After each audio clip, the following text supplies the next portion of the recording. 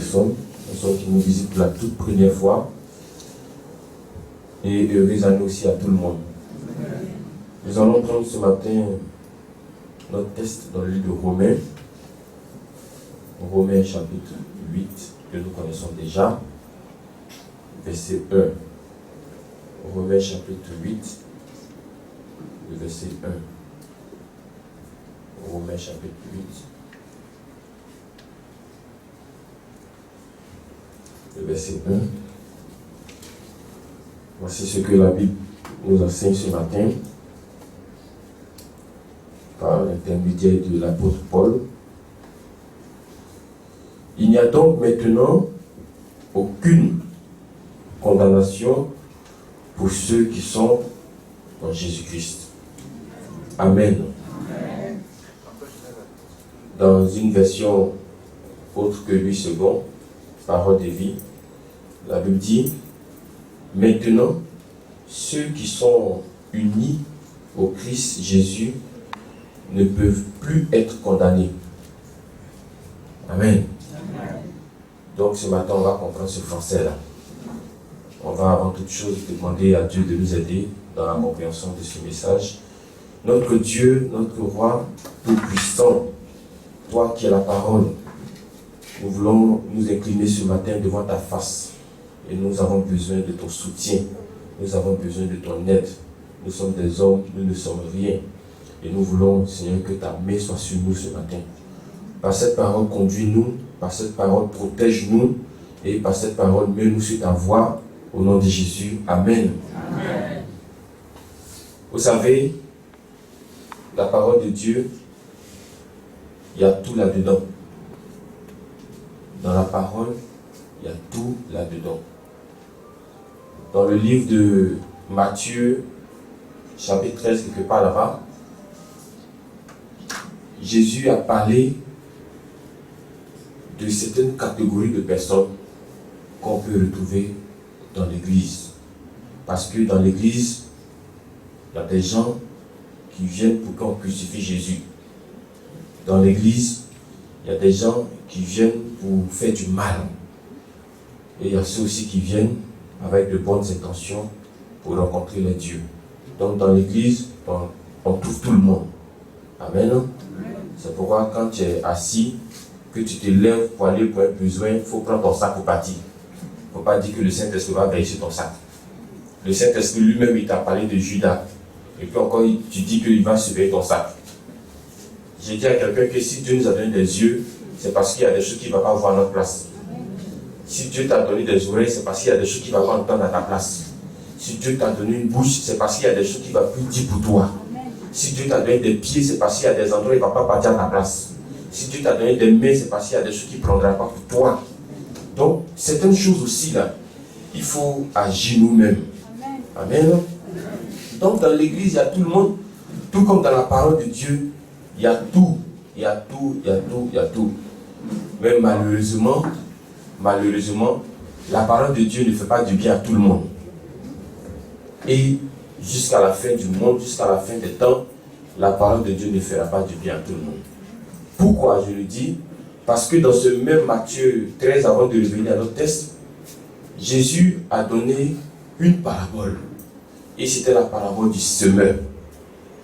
Le semeur, c'est le prédicateur que nous sommes.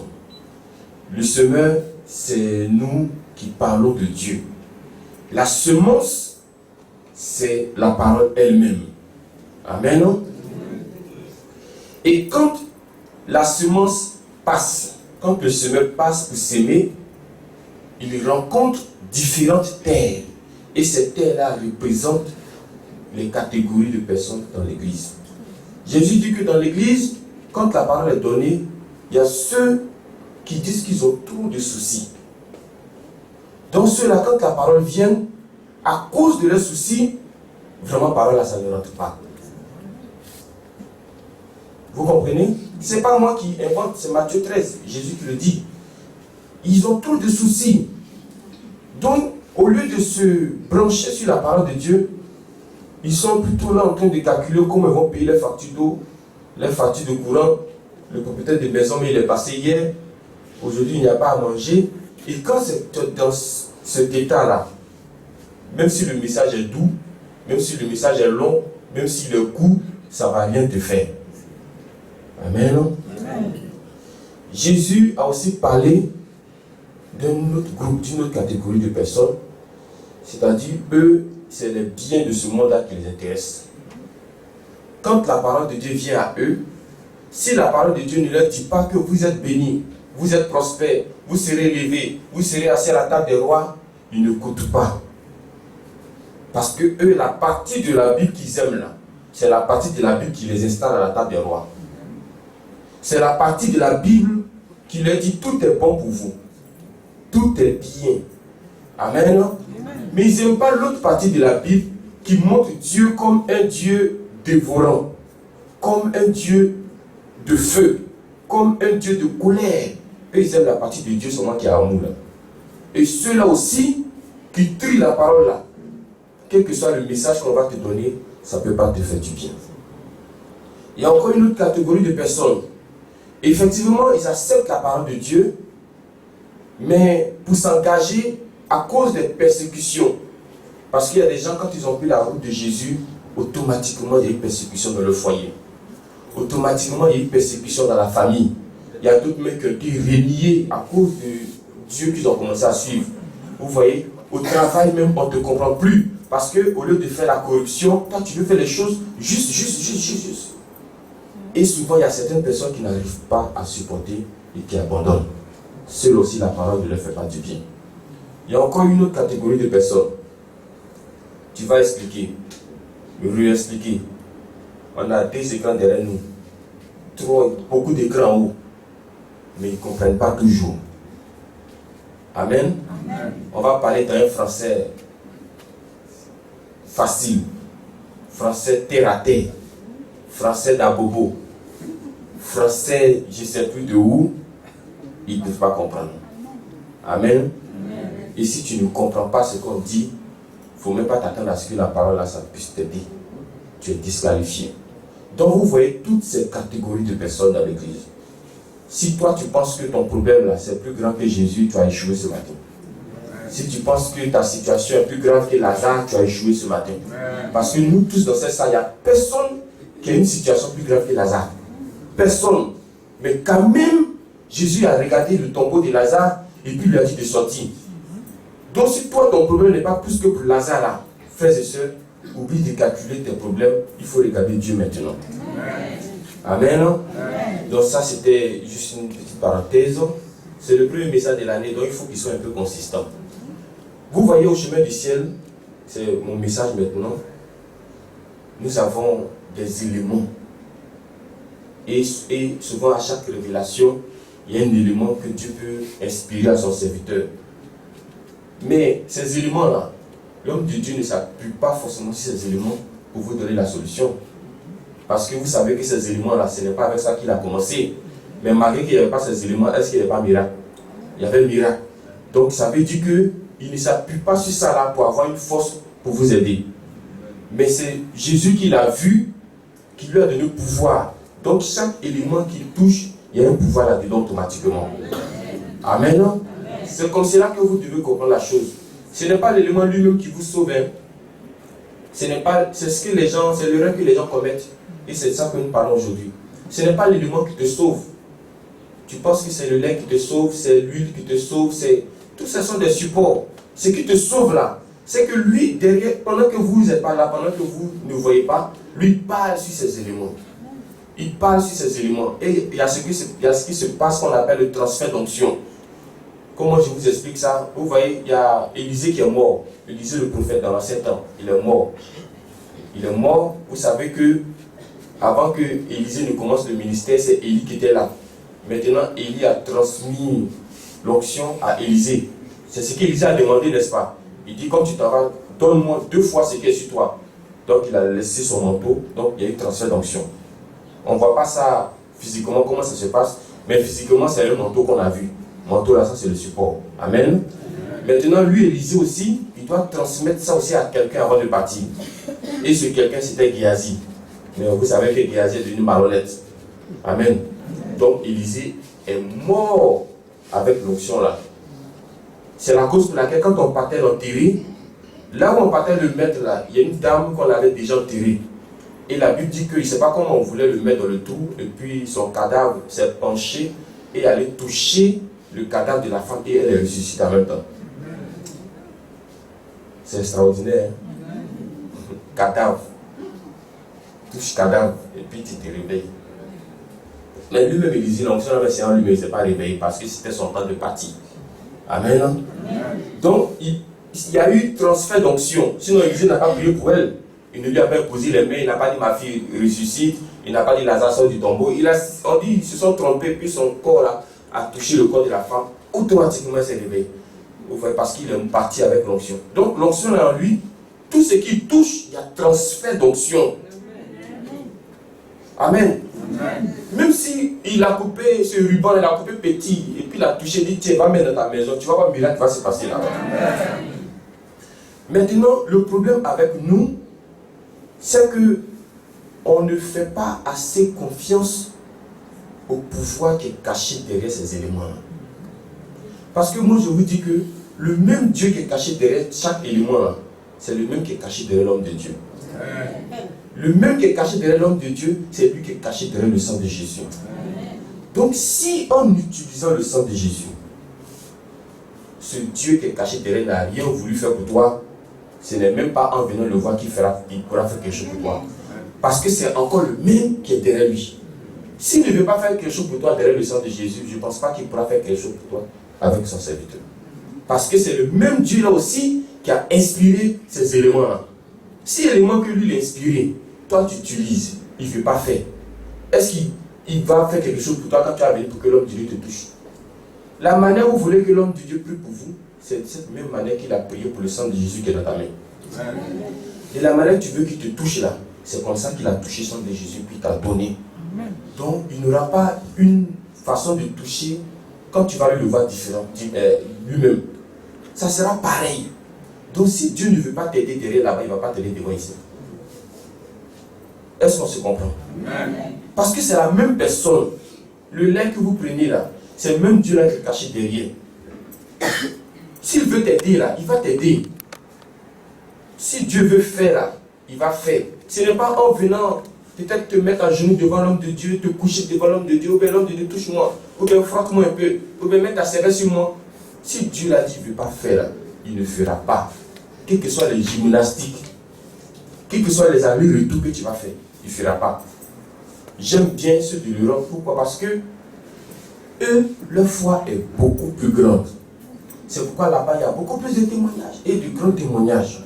Parce que eux, ils appliquent un texte de la Bible qui dit « Heureux ceux qui ont cru, même sans avoir vu. » Ils sont de l'autre côté là-bas. Ils croient que dans le téléphone, quelque chose peut se passer avec l'homme de Dieu. Eux, ils n'ont pas besoin de venir s'asseoir à côté de lui. Ils n'ont pas besoin de dire « Touche-moi d'abord. Laisse l'élément là, toi, il faut me toucher. » Vous voyez, comme certains qui viennent, oui, l'élément c'est là, mais laisse ça d'abord, laisse ça d'abord. Tu vois, quand tu dis laisse ça d'abord là, c'est comme si tu dis laisse Dieu qui est caché derrière l'élément, mais tu ne sais pas. Amen. Amen. Je vous donne un exemple terre à terre. On dit au commencement était la parole. La parole était qui? La parole était qui? Si toi tu dis que tu t'en fous de la parole, ça veut dire quoi autrement? Tu t'en fous de Dieu. Amen. Tu dis que tu t'en fous de la parole, mais tu aimes Dieu. C'est comme Dieu qui dit que vous dites vous m'aimez, vous n'aimez pas vos prochains. C'est que vous ne m'aimez pas. Donc si toi tu dis laisse élément. Donc ça veut dire que ce que l'homme de Dieu a fait comprendre dessus là, laisse ça. Ce que l'homme de Dieu s'est cassé la tête pour faire dessus là, laisse ça. Moi c'est lui-même je veux. On va le dessiner, on va le caricaturer, et puis tu vas le prendre par la maison. Amen, non? Amen. Donc, frères et sœurs, voici notre texte de Romains 8. On dit qu'il n'y a plus de condamnation. Vous savez, la condamnation, quand une personne est condamnée, elle est enfermée. Tu es empêché de faire. Si tu viens à Jésus vraiment, logiquement, la maladie ne doit plus te condamner. Amen. Logiquement. Vous voyez, il n'y a aucun malade dans la Bible, après avoir croisé Jésus, qui a continué à être malade. Aucun dans la Bible. Bartimée, il était guéri. Lazare, ressuscité.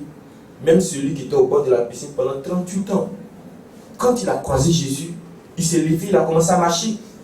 Donc il n'y a aucun dans la Bible, même le lépreux, guéri, aucun va dire que j'ai croisé Jésus et puis je suis toujours malade. C'est que toi, tu n'as pas encore croisé Jésus. Parce que Jésus, quand on le croise, ta vie change. Ta vie change. Et puis, ce n'est pas toi qui vas changer ta vie, c'est lui qui change ça pour toi. Aucune condamnation. Maladie ne peut pas te condamner. C'est vrai, peut-être que tu peux être malade aujourd'hui, avoir tous ces problèmes-là aujourd'hui, pour que la gloire de Dieu puisse se manifester. Mais toi, pour toi, c'est comme depuis la gloire de Dieu, elle ne se manifeste pas encore. C'est qu'il y a un problème. Amen. Amen. Et ce problème, ce n'est pas nous, ce problème, ce n'est pas ici. Ce problème-là, c'est chez vous là-bas. Il faut que vous vous réglez comment vous avez croisé Jésus. Il faut que vous vous réglez comment vous êtes avec Jésus. Il faut que vous réglez comment vous marchez avec lui. C'est ce que vous devez voir. Sinon, les éléments que nous avons ici, c'est les mêmes éléments que tout le monde utilise. Et puis comment d'autres ont la solution, et puis d'autres n'ont pas la solution. On a le même pasteur, d'autres ont la solution, d'autres n'ont pas la solution. On est dans la même église, d'autres ont la solution, d'autres n'ont pas la même solution. Ce n'est pas possible. Il y a un problème. Et le problème, c'est vous. À votre niveau, vous devez régler ça. Amen. Amen. Donc, si Dieu ne veut pas t'aider pendant que tu utilises le sang de Jésus, pendant que tu prends le lait, pendant que tu prends la révélation divine, il ne pourra pas t'aider non plus quand tu seras assis sur la chaise. Il ne pourra pas t'aider. C'est moi qui te dis ça. Si tu veux faire, non pas te toucher, te renverser, te retourner, imposer les mains, les coudes, les pieds, les jambes, tu n'auras pas de solution. Parce que même Dieu est caché derrière les mains. Et puis c'est encore lui qui a dit à son serviteur, fais ça, fais ça, fais ça. Et puis son serviteur fait. Le serviteur n'est pas plus grand que le maître. Quand souvent vous venez, et puis l'homme de Dieu dit qu'il a fini. Ici c'est vrai, il y a une heure qui est 7 heures jusqu'à 10 heures. Mais comprenez aussi que c'est une affaire d'esprit. Si jusqu'à 9 heures, Dieu dit qu'il a fini, toi tu vas venir dire quoi à Dieu? Que pourquoi il n'est pas encore 10 heures, puis Dieu dit qu'il a fini. Amen. Amen. On est beaucoup sur la terre. Il y a des gens qui ont l'argent, il y a des gens qui n'ont pas l'argent. Qui fait ça? C'est qui? Qui a une fois péché pour aller devant vous là-bas? Amen. Amen. Donc nous sommes dans une affaire d'esprit. Restons dans cette affaire d'esprit. Amen. Et quand tu es dans cette affaire d'esprit, Dieu va t'aider beaucoup plus. Amen. Amen. Amen. Donc, en résumé, ces éléments-là, quand tu les utilises, il n'y a plus de condamnation. Amen. Si tu continues d'utiliser, puis il y a condamnation, il faut voir en qui tu as mis ta confiance. En qui tu as placé ta confiance. Il y a quel problème que tu caches? Il y a quoi que tu ne dis pas? Il y a quoi qu'on ne sait pas? Il faut te confesser véritablement. Sinon, c'est Jésus là. Je pense que quand tu viens à lui, il a dit dans Matthieu, dans Jean 6, verset 37, que je ne rejette pas celui qui vient à moi. Même si tu es prostituée, que tu viens à Jésus, Jésus ne te rejette pas. Même si tu es voleur, tu viens là, il ne te jette pas. Même si on dit que tu es brigand, tu viens, Jésus ne te jette pas. Mais il faut voir vraiment si tu es venu. Parce qu'il y a des gens qui ne sont pas venus en réalité. Donc, c'était vraiment ce message-là que je voulais partager avec vous. Pour vous dire de faire encore confiance à ce pouvoir qui se cache derrière ces éléments que vous avez chez vous à la maison. Amen. Ces éléments que vous avez dans vos sacs pour certains, pour d'autres, mais c'est dans la poche. Pour d'autres, mais en plus, c'est pour faire chemise. Il faut faire confiance. Amen. Amen. Amen. Mais si tu vois que tu utilises ça, et puis ça ne va pas, c'est-à-dire que toi tu as pris tous les éléments, et puis ça ne va pas. Maintenant dans ton cœur, une voix te dit, laisse l'élément à la fin de voir lui-même. Il ne faut pas obéir à cette voix-là. Mais il faut que ce message-là, tu te dises que même Dieu qui est derrière l'élément là, c'est le même quand j'allais croiser derrière le monsieur là. Donc s'il ne veut pas m'aider derrière les éléments, je ne pense pas qu'il va m'aider derrière le monsieur. Maintenant si c'est le monsieur là lui-même qui te dit de venir, là c'est un autre cas. Amen. Amen. Si c'est le monsieur là lui-même qui te dit de venir, là c'est un autre cas. Mais jusqu'à preuve du contraire, Dieu a donné un bâton à Moïse. Moïse ne peut pas opérer en dehors du bâton. Souvent Moïse oublie le bâton. Et puis l'enfant d'une situation, il crie à Dieu. Dieu dit, mais qu'est-ce que tu as en main? Il dit, j'ai un bâton, j'ai mon bâton. Il dit, mais prends le bâton, il faut faire. Vous comprenez quelque chose? Chaque homme de Dieu a son bâton. Il y a d'autres qui se pouvaient là, ça ressemble à Moïse. Mais pour nous, là, c'est le sang de Jésus, c'est le lait, c'est les éléments que nous avons. C'est notre bâton qui est là. Amen. Amen. C'est vrai, il y avait Dieu qui était en haut, mais sur la terre, il y avait un bâton qui était dans la main de Moïse. C'est vrai, il y a Dieu qui est en haut, mais sur la terre, voici les éléments que nous avons. Et vous allez voir, peut-être qu'à un certain moment, ces éléments-là, Dieu va les retirer pour donner encore autre chose. Mais pendant que Dieu n'a pas encore donné autre chose là, pardon, il faut être sauvé par ces éléments. Amen. 2017, mon vœu pour toi, c'est qu'en utilisant les éléments, tu vois la gloire de Dieu. Amen. Amen. Même sans avoir vu l'homme de Dieu, en utilisant le sang de Jésus, il faut que tu aies la solution. Amen. Amen. Amen. Il faut qu'en prenant le sang de Jésus, ta parole soit puissante. Amen. Au nom de Jésus. Amen. Donc que Dieu nous bénisse au nom de Jésus. Amen.